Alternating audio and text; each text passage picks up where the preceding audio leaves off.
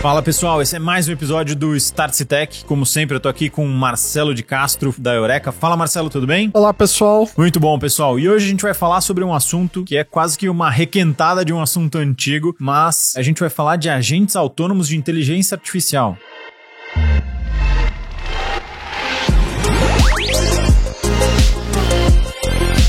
Startse Tech.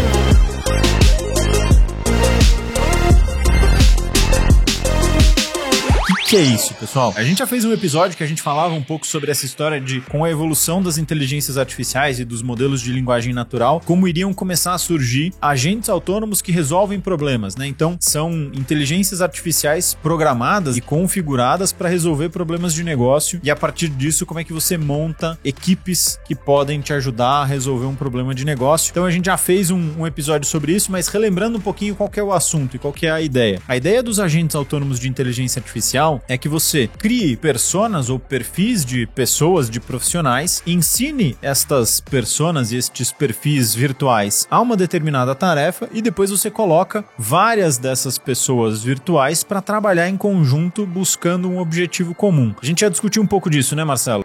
Então, mais uma bola dentro que a gente deu aqui quando a gente cantou que agente autônomo era o próximo passo dessas modelos de linguagem, né? A gente já tinha visto no Bard alguma coisa aparelho, mas o Bard é muito simples, ele não desenvolveu isso nos testes que a gente fez, mas no GPT, no chat GPT, é bem claro da gente ver essa capacidade que ele tem. E na época, Gustavo, eu não me recordo do número do podcast que a gente falou isso, que a gente falou, você trouxe aquela simulação onde eles criaram vários agentes que viveram numa mini comunidade e eles tinham decisões totalmente autônomas. E nós cantamos a bola falando assim, olha, o GPT ou as LLMs, né, que são os modelos grandes de linguagem, que é o GPT, o Bard, entre outros, eram a base. O chat, né, Gustavo, ele é uma demonstração, né? Sim, o chat GPT, ele na verdade é uma ferramenta muito útil, mas ele nasceu como uma demonstração de uma tecnologia muito mais poderosa. Prova de conceito, né?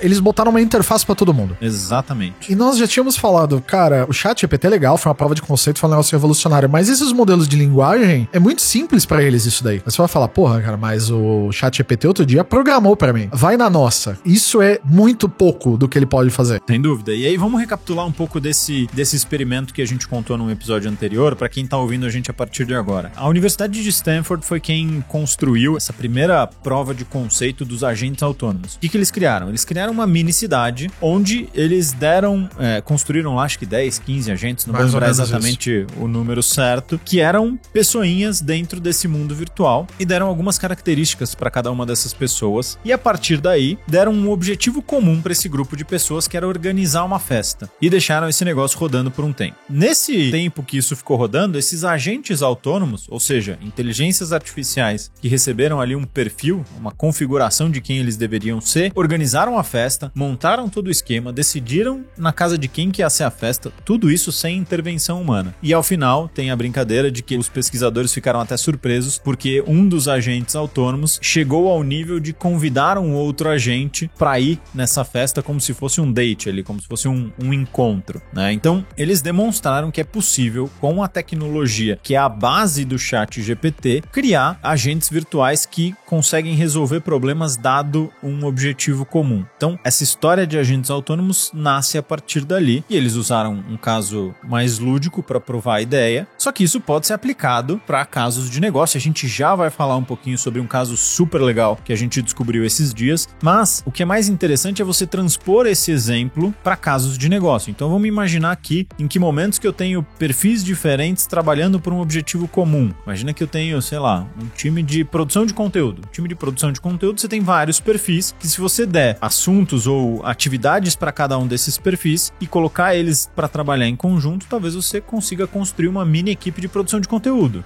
E o legal, assim, pra quem não tá conseguindo visualizar, não é que eles ficam criando textos. O que você viu o GPT fazer, que você nem falou assim, GPT, escreve uma resposta de e-mail. Mas você vai falar, pô, é isso que ele faz? Não, aí que tá. Se você não pegou a ideia, você pode criar um perfil que é, por exemplo, alguém que escreve o e-mail e uma outra pessoa que, sabe quando você pede pra um amigo e fala assim, pô, será que o tom do e-mail tá bom? Aí ele vira e fala, pô, calma aqui, né, segura um pouco não dê nome aos bois, né, cuidado em ser muito assertivo. Ele faz exatamente isso. Um escreve um e-mail e-mail, outro critica. Um faz uma atividade, o outro revisa. Um faz o texto, o outro faz a imagem. São totalmente parecidos com o que você faria em 2 pessoas. Exatamente. Ou em 3, em 4. Você pode ter perfis diferentes. Você pode ter um criador de conteúdo, você pode ter um revisor desse conteúdo, você pode ter um especialista em SEO que vai revisar o conteúdo para otimizar para SEO. Então você consegue montar personas diferentes, com objetivos diferentes, individualizados, mas que buscam um objetivo maior que é do grupo. Então o objetivo do grupo, por exemplo, nesse caso que a gente está falando, é construir, sei lá, um conteúdo para uma live. Então cada um deles vai construir o seu pedacinho, chegando nesse objetivo maior. Então esse é um caso que dá pra gente pegar o exemplo de Stanford e trazer para uma realidade de negócio. Isso funciona. No outro episódio, quando a gente falou de agentes autônomos, eu até falei de um caso real da própria Eureka, que nós temos o Synapse, que ele é uma ferramenta que, a partir de avaliação comportamental, ele consegue gerar plano de desenvolvimento individual, famoso PDI. Galera do RH sabe do que eu tô dizendo. E todo mundo que já participou de ciclo de feedback na vida também sabe. São agentes autônomos que fazem isso, assim. Aí você vai falar, mas por que não é um só? Porque um só, parte do trabalho teria que ser feito por um ser humano. Porque um pode gerar uma avaliação, mas você tem certeza que aquela avaliação tá certa? Alguém tem que criticar aquilo. Se você for pegar pra ler, então acabou. A ideia da IA por si só, ela é limitada. Você precisa de um humano criticando. No caso do Synapse, não. Eu tenho 3 agentes que fazem isso, cada um com uma função diferente, pra criar e garantir que aquilo que eu entrego pra pessoa vai ajudá-la de alguma forma, vai direcionar de verdade. Que é muita responsabilidade. Afinal de contas, eu posso avaliar uma pessoa e dar uma indicação errada de alguma coisa. Então eu tenho agentes que criticam aquilo. Ele avalia, critica, checa o histórico da pessoa. Então é a mesma ideia do que o Gustavo colocou. Um agente só não dá certo, porque ele tem uma função só. É quase como se eles fossem formigas, né? Cada uma tem sua função específica. É quase como se eles fossem pessoas, né? Quando você monta uma equipe, você precisa que cada um faça o seu trabalho para que você consiga construir algo em conjunto. Então, uma provocação que me fizeram quando eu falei sobre essa história de agentes autônomos foi, por que eu não uso o mesmo agente para continuar essa conversa e peço para este mesmo agente fazer a revisão? Eu até posso, mas os testes mostram, e aí experimentos mostram, que a qualidade deste resultado é diferente, porque os modelos de linguagem natural, eles têm uma tendência, a gente já falou sobre isso, de alucinar, ou seja, ele é um modelo probabilístico, ele vai gerar respostas de forma probabilística. Acontece bastante isso. E ele vai com base no contexto que ele tem. Se você está num contexto dizendo que ele é um copywriter, por exemplo, e este copywriter precisa revisar o próprio texto, ele vai carregar o contexto da primeira instrução que você deu. Talvez ele se confunda. A partir do momento que você tem 2 agentes, você acaba eliminando ou talvez até reduzindo, talvez não 0, mas reduzindo esse problema de alucinação, porque você tem um agente que é só um revisor e você tem um agente que é só o copywriter. E aí eles trabalham em conjunto para conseguir chegar no resultado final. Nesse caso de alucinação, a gente já pegou isso, por exemplo. No caso de uma avaliação de comportamental, a gente fez esse teste que o Gustavo tá falando. Qual é o problema da alucinação que esses modelos de IA têm? Ele vai, basicamente, e quando ele alucina, ele inventa informação. Então, por exemplo, ele lê um feedback de uma pessoa que diz o seguinte: olha, ele tem um problema de relacionamento com pessoas de outras equipes. Quando ele tem alguma alucinação, ele vai daqui a pouco sugerir que a pessoa tem que tomar um remédio. Olha, inclusive eu acho que um bom plano pra você é tomar esse remédio aqui que é tarja preta pra você melhorar. E não é isso, ele não entendeu direito. Ele basicamente criou uma suposição e a partir dessa suposição ele determinou uma linha de trabalho. E isso acontece até que agora melhorou, mas já acontecia com um pouco mais de frequência. O agente revisor pegava esse tipo de coisa e criticava, falava assim: em momento algum foi pedido pra você fazer uma avaliação clínica da pessoa, e outro, também em momento nenhum mostrou que essa pessoa tem um tipo de problema que você tá avaliando. Aí fala assim, mas isso acontece com o mesmo modelo, sendo que você usa agentes diferentes? Sim, acontece. Um consegue criticar o outro, ao ponto dele volta pro primeiro agente e fala, por favor, corrija isso. Como o Gustavo falou, ele não carrega o contexto, o primeiro agente vai falar, sim, verdade, isso aqui está errado. Ele vai lá e troca. Ele apaga a própria alucinação dele. É complicado, cara. Esses modelos parecem que você tá falando com uma pessoa de verdade mesmo. E acho que esse conceito é muito importante, né? De que se você tem vários agentes que têm características diferentes e você bota eles pra conversar, normalmente eles começam a resolver problemas mais complexos, da mesma forma que nós, seres humanos. Se você bota 4 ou 5 pessoas junto, muito provavelmente essas pessoas vão chegar num resultado melhor do que uma pessoa sozinha. Olha, eu acho que às vezes até dentro da nossa própria cabeça, né? Quem nunca ouviu aquela falar assim,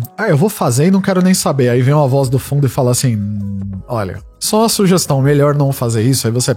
verdade. Gente, não é muito diferente desse processo, tá? Aquela sua voz interior que às vezes diz, faz, não faz, muda aqui, olha, não é uma boa. É basicamente como se fosse isso. Eles fossem instrumentos de um cérebro complexo que estão ali trabalhando a informação. Ou você pode dizer, como o Gustavo falou, são pessoas de uma equipe que pegam um trabalho, elas colaboram e falam, olha, não é o melhor jeito, vai por aqui ou não vai por aqui. Isso traz um conceito importante que foi testado pelo pessoal de Stanford nessa pesquisa, e eles conseguiram chegar em resultados bem interessantes, mas que a gente consegue transpor para o mercado dos negócios, né? Como é que a gente usa isso no nosso dia a dia. E aí eu falei que a gente ia trazer aqui uma ferramenta que a gente achou super importante, super legal nesses últimos tempos, que aí agora eu vou dar o spoiler e já vou trazer, mas imagina que se eu posso fazer isso para um time para programar uma festa num joguinho lá, numa simulação que foi criada pelo pessoal do Stanford. Se eu posso usar isso para criar um time de produção de conteúdo, se eu posso criar isso para montar um time de marketing, por que não eu usar esse mesmo conceito para criar uma fábrica de software?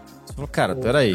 Pois é. É o ponto alto do episódio agora. É onde agora tem muita gente que vai se contorcer na cadeira. Então aí você fala, puta, não tô entendendo nada. Peraí, como assim eu vou construir uma mini fábrica de software com um agente de inteligência artificial? Pois é, pensa no conceito. Se eu tenho papéis específicos que em colaboração chegam num objetivo final comum, é o que tudo que a gente faz hoje corporativamente certo? Você tem o departamento de marketing, que são pessoas com habilidades diferentes focadas em um objetivo comum. Departamento de tecnologia, que são pessoas com habilidades diferentes, focadas em um objetivo comum. Então, o que uns malucos resolveram criar? Eles criaram um negócio que chama MetaGPT, pessoal. E aí, por que Meta, né? Porque eles chamaram de Multi-Agent Framework, ou seja, um framework de multi-agentes, ou de vários agentes. E aí, eles pegaram este mesmo conceito que a gente vem falando aqui desde o começo do episódio e criaram uma mini empresa de software. O que isso quer dizer? Eles criaram 6 perfis dentro desses agentes, né? Perfis cada um específico aqui. Então, o primeiro perfil é o chefe, obviamente. Não tem equipe que não tenha chefe, né? Nem no mundo das IAs, né, cara? Sempre tem o chefe. Sempre tem o chefe. Então, o primeiro perfil é o boss. Segundo perfil é o gerente de produto, ou product manager. Depois tem o terceiro perfil, que é o arquiteto de tecnologia. O quarto perfil, que é o project manager, o gerente de projetos. O quinto perfil, que é o engenheiro de software. E o sexto perfil, que é o normalmente escorraçado, que é a pessoa de QA. Coitado do que QA. Fica ali caçando bug. Então, eles construíram estes 6 perfis, deram atividades específicas para eles, e aí vamos contar um por um pra gente tentar quebrar isso, né? Então, qual que é o papel do chefe, né, do boss nessa equipe? Ele é quem define ou quem passa os requisitos ou os requerimentos ou o pedido de software que ele quer que o grupo todo construa, certo? Ele vai lá e fala, preciso de um aplicativo pra sei lá o quê. Então, este é o papel dele. Qual que é o papel do gerente de produto, do product manager? Ele vai escrever a definição do produto, ele vai montar ali um documento de requisitos que vai detalhar um pouco mais o pedido do boss, do chefe ali, e vai entrar um pouquinho em detalhe. Então ele já vai trazer um detalhe um pouco mais fino, que é o papel de um gerente de produtos hoje no dia a dia. Ele entende o requisito de negócio e transforma isso em algo um pouco mais refinado e mais técnico. Uma vez que ele fez isso, ele vai jogar este resultado do que ele trabalhou e vai entregar para o famoso arquiteto, que é quem vai construir e desenhar qual é a solução que vai ser usada para resolver aquele problema com base nos requisitos que o Product Manager criou, certo? Então, parece um processinho normal de quando a gente está falando de fábrica de software, né, Marcelo? Não tá muito diferente do que a gente vê no dia a dia. E outra, para quem já estiver levantando o dedo falando eu tenho uma objeção a isso, gente, assim, o ChatGPT programa, a gente já viu isso várias vezes. Nós falamos aqui no Code Interpreter, que assim, é a ferramenta de programação para linguagem mais sofisticada que tem para esses modelos de linguagem. Nós falamos agora, nós fizemos essa pequena recapitulação, ou como a galera gosta de falar, fizemos esse pequeno recap para mostrar que os agentes autônomos têm essa capacidade de agir como profissionais de uma certa área. Então assim, até agora, né, do que o Gustavo falou, eles estão agindo normalmente como qualquer pessoa de uma outra área. E, assim,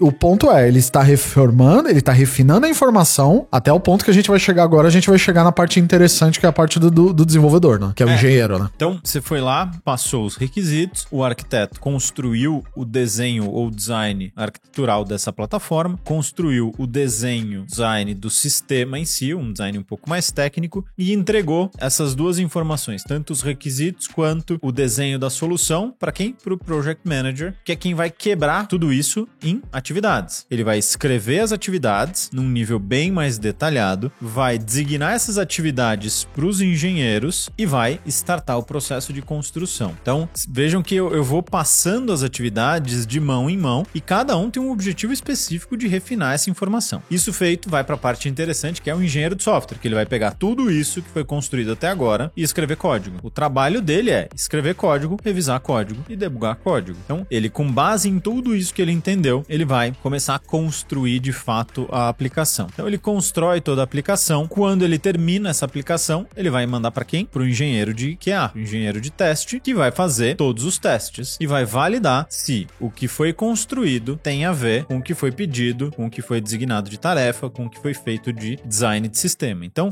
ao final, esse engenheiro de QA vai fazer a validação dele. Se tiver algum bug, ele devolve isso para o engenheiro de software e eles ficam rodando esse ciclo até que o software esteja testado e validado. Para quê? Para que isso volte tudo lá pro boss e fale, tá pronto, agora você me paga pelo que eu fiz. Então, vejam que é exatamente um fluxo de trabalho de uma fábrica de software. Assim, dentro de qualquer empresa que tem desenvolvimento de software interno ou externo, é isso. Todo mundo que trabalha em tecnologia sabe que é exatamente assim. Aí você vai falar, não, mas ele não tem capacidade, ele tem, não tem. Pior que tem, né? Assim, por quê? Tô falando de experiência própria. Ele tem sim capacidade de fazer isso. E outra, quando você quebra a mágica da coisa aí, é que você quebra os perfis para fazer coisas muito específicas. Ele elimina o problema de alucinação, você pede pro modelo de linguagem se comportar como aquele profissional. Então, cara, pelo conhecimento que esses modelos têm, ele sabe o que é melhor, quais são as práticas de mercado, como se codifica isso. Pra quem nunca usou, pra quem tá na dúvida ainda, quem nunca usou o Code Interpreter do ChatGPT, quem puder usar, eu fiz um teste essa semana que eu pedi pra ele gerar um documento pra mim. Como ele funciona isso pra quem nunca viu? Você faz o upload do documento e você pede o que você quer. Você fala pra ele, olha, coloque uma seção nesse documento, por exemplo, com a descrição de um escopo de um produto. Como que ele faz isso? Ele começa a escrever código em Python. Ele escreve um código em Python e executa esse código em Python dentro do próprio ambiente do GPT para abrir o seu arquivo, achar onde você quer que ele coloque a informação, ele coloca a informação lá dentro, ele termina o processamento, ele checa, ainda pergunta para você, olha, tá pronto, se não for isso que você quiser, devolve para mim que eu... Ah, Gustavo, tem uma parte que eu acho muito legal, que eu fiz uma série de pedidos para ele, né? Tá aqui o documento, eu dei 5 pedidos para ele. Eu me senti muito numa hora que tinha um analista de negócio, um analista especificador, acho que isso não existe mais, né? Mas quem conhece, ele falou para mim, então o que você quer são esses 5 requisitos, eu entendi direito? Aí eu sim, dele, tá bom, vou começar a trabalhar. Aí ele começa a gerar pequenas caixinhas, pequenos combo box, que você pode clicar pra ver o que ele tá fazendo. Ele tá escrevendo código em Python, daí ele fala, vou tentar abrir o arquivo, vou tentar inserir o conteúdo. Parece que deu certo. Vou acertar a formatação. Desculpe, a biblioteca que eu tentei usar não é a melhor. Vou tentar fazer de outra forma. Acho que concluí, está aqui o documento. Cara, ele fez o papel do programador. Não, e é fantástico, né? O que ele construiu. E aí, um outro... O que eu queria trazer além dessa história, então ele monta todo esse processinho dessa fábrica de software, só que uma das coisas importantes, como ele vai passando essa informação, né, de um agente para o outro, para ele sair, por exemplo, do agente que é o Product Manager e mandar para o arquiteto, ele tem que gerar determinados outputs, determinadas saídas que são documentos. Então o mais legal de tudo isso é que a cada passo você tem documentado exatamente todo o projeto, que é, convenhamos, a parte mais chata de um projeto de tecnologia, fazer a documentação, seja a documentação de requisitos, seja as histórias de usuário, seja lá o que for, antes de gerar código, e também a documentação do código, né? Então, modelo de banco de dados, tudo isso que é um saco gerar, ele já gera automaticamente. E aí tem uma informação importante aqui no site do MetaGPT, que é o seguinte, eles fizeram uma estimativa, né? Eles colocaram lá deram um prompt para ele desenhar um determinado sistema, XYZ, e aí como ele vai dando essas saídas, você pode parar ele no meio e falar, cara, eu quero que você vá só até o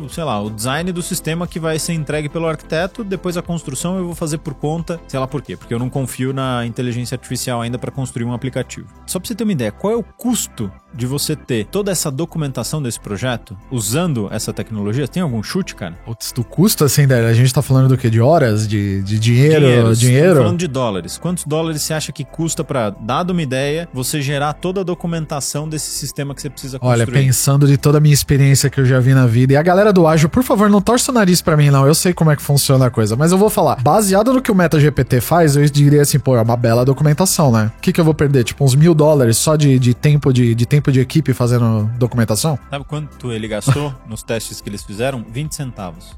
20 centavos, gente. Quem já trabalhou com tecnologia sabe o que é a galera do teu time tentando usar o Word, xingando o dia inteiro porque que ele não quer mais ficar colando tela, desenhando diagrama, coisa que, por exemplo, eu vi na época do UML, os caras fazendo diagrama de sequência, né? O cara brigando com o diagrama de sequência. Pô, eu perco mais tempo fazendo desenho do que programando. E assim, o custo que eu tô falando, por exemplo, como gasta $1.000? Pô, quem tem um time de tecnologia sabe. Só a parte inclusive até por isso que eu brinquei com os agilistas, a primeira coisa que o agilista vai fazer pra você, ele vai falar, não vamos fazer isso. Ou vamos fazer o mínimo possível. Porque a gente sabe que essa é a área mais complicada que tem. Porque você gasta horas de um... É engraçado, né? Você gasta horas de um profissional que não gosta de fazer isso, né? Mas ele precisa fazer, né? Então, além da transformação da agilidade, da velocidade para construção, tem uma mudança econômica, né? Sem dúvida. Você começa a ter um custo de experimentação muito mais barato. E aí, só de curiosidade, para você construir o sistema completo, que foi o teste que eles fizeram aqui, custou mais ou menos $2. Assim, é fora de qualquer... Não existe... Eu acho que eu nunca ouvi falar de qualquer coisa que você prototipe, a não ser que já estivesse pronta, né? Né?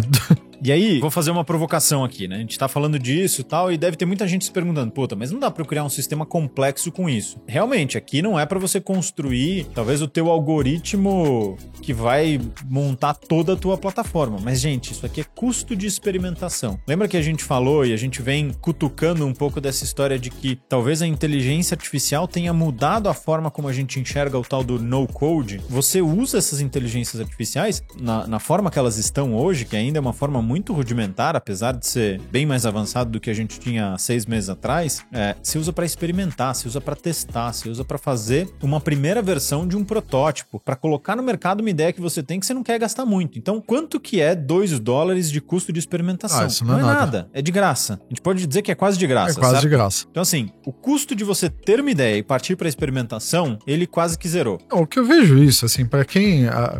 gestores de tecnologia que estão me ouvindo, líderes em geral. Às vezes você sabe o quanto é difícil você ter a sua equipe e você chegar, por exemplo, pra um arquiteto e falar, pô, a gente quer fazer, aí o cara vai puxar, ele não entende muito bem, e o cara quer fazer, não, mas ok, eu já preciso fazer isso aqui pra resolver um outro gap que nós temos. Vocês sabem o quanto desafiador é, às vezes, apontar uma equipe pra uma direção que é pra resolver um problema da empresa. Os caras querem fazer tudo menos aquilo que você tá falando. Muitas vezes né? O arquiteto, ele vai se preocupar porque ele tem que fazer... Cara, se você chega com uma coisa dessa e fala assim, gente, estenda este conceito. É isso que é o... Tem um termo, né, que eles dizem que as IAs hoje em dia, pelo menos, você pode falar o que disser, mas pelo menos ela te ajuda com o tal do cold start. O que é o cold start? Você senta na frente do computador e fala, preciso fazer uma apresentação. Passaram-se 3 horas, você tá no Facebook falando, o que era que eu tinha que fazer mesmo? Porque às vezes é difícil começar, porque você tem tantas formas de começar, que é que nem escolhendo filme na Netflix. Você tem tanto filme que você não assiste nada. Você passa mais tempo escolhendo. É um problema de como o cérebro humano funciona. O GPT, ele vai lá, você fala, puta, eu precisava fazer uma apresentação. Ele te dá 3 parágrafos, você fala, pô, beleza, vou por aqui. Quem trabalha com tecnologia sabe o valor de você, por exemplo, gerar um negócio desse.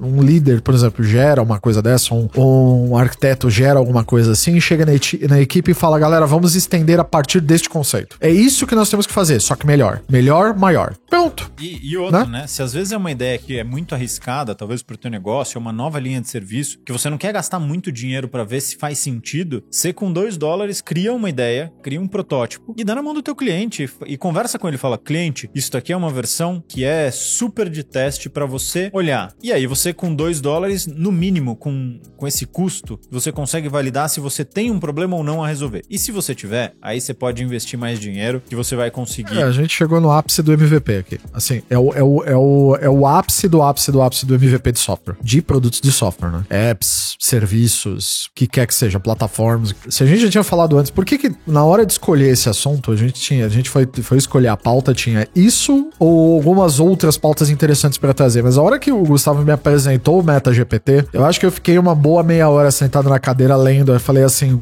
começou a me voltar tudo que a gente fala no programa aqui, especialmente quando a gente começou a pegar muito da parte de IA, dizendo assim, por favor, mantenha-se reciclado, aprenda coisas novas. Isso foi o que mais me pegou, porque a hora que eu vi isso, eu falei assim, cara, não tem como você justificar num futuro próximo próximo, de médio prazo aqui, é justificar você não usar. E o Gustavo falou, ele usou a palavra-chave da coisa, ainda é rudimentar. É um modelo, é um framework criado por pessoas na internet, não é nada... nós não temos uma empresa de nome que pegou isso e falou assim, por exemplo, a linha de desenvolvimento da Microsoft, a equipe que cuida do Visual Studio pegou isso pra cuidar, pegou pra criar. Não é ainda. Mas dentro, em breve, você vai ter um pacote, vai ter o Copilot do Visual Studio, que nada mais é do que isso. Você vai ter um prompt, novamente, eu estou vendo rangidos de teclado aqui, né, no Rage, falando, mas não é assim. Galera, uma vez eu bati boca na faculdade, que veio um pessoal da Microsoft apresentar um Visual Studio que eles garantiam que você basicamente conseguia construir uma aplicação sem codificar. Na época, eu apaixonado pelas ferramentas da profissão, né, ali em linguagens, e eu falei, absurdo, isso nunca vai acontecer.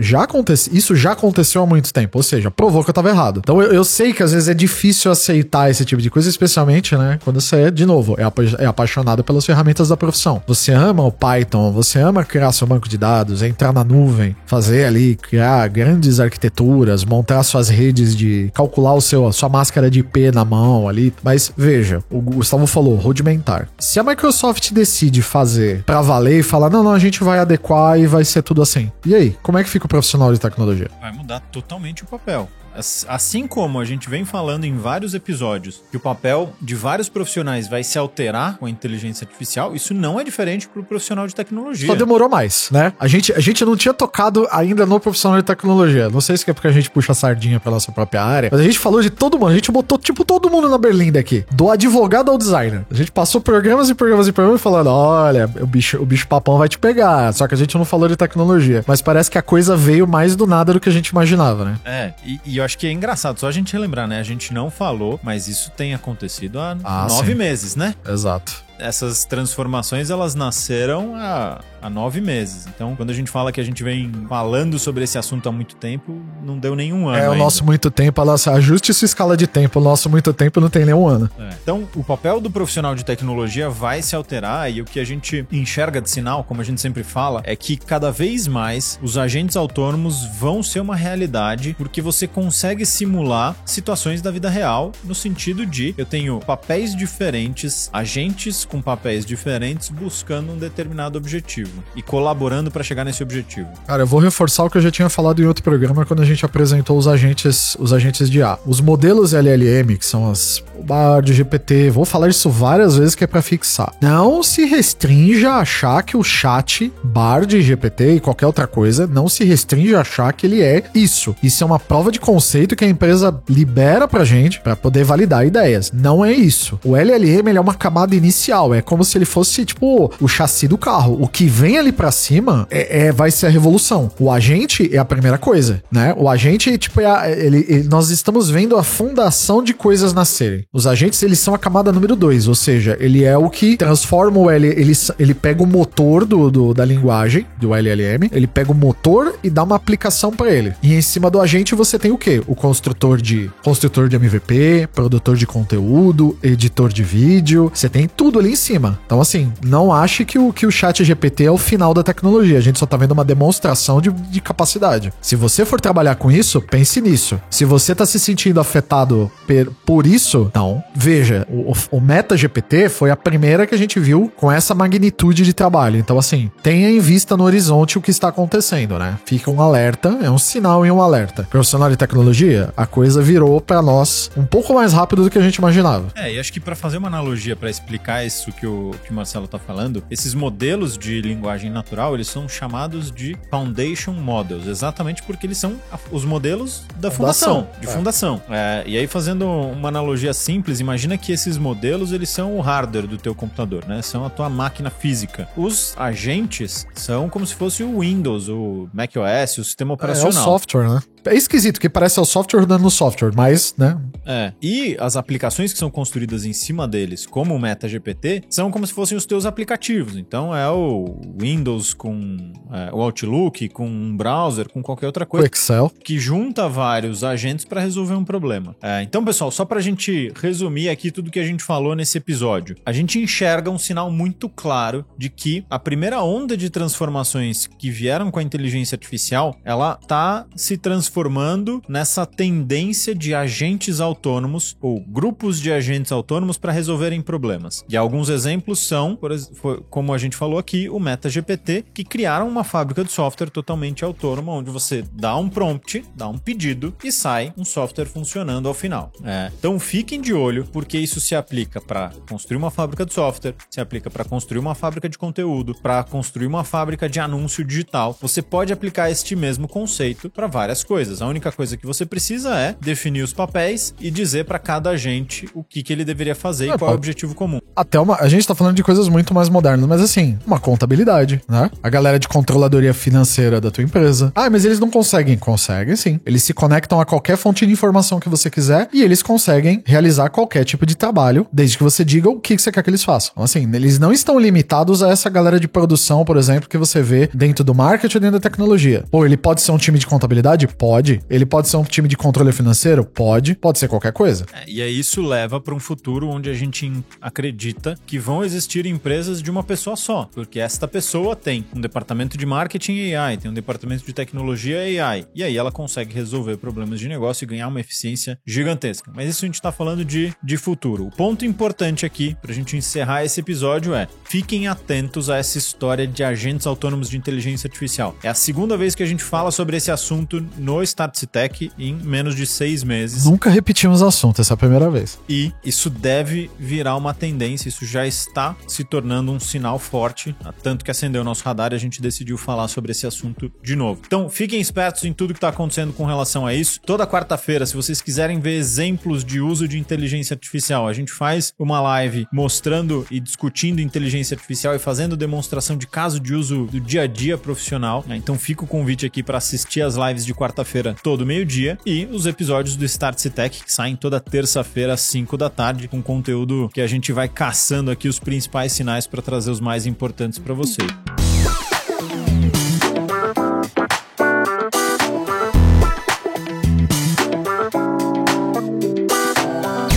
Então, não esquece de seguir o podcast no agregador que você está ouvindo a gente e a gente fica por aqui. Até uma próxima. Um abraço.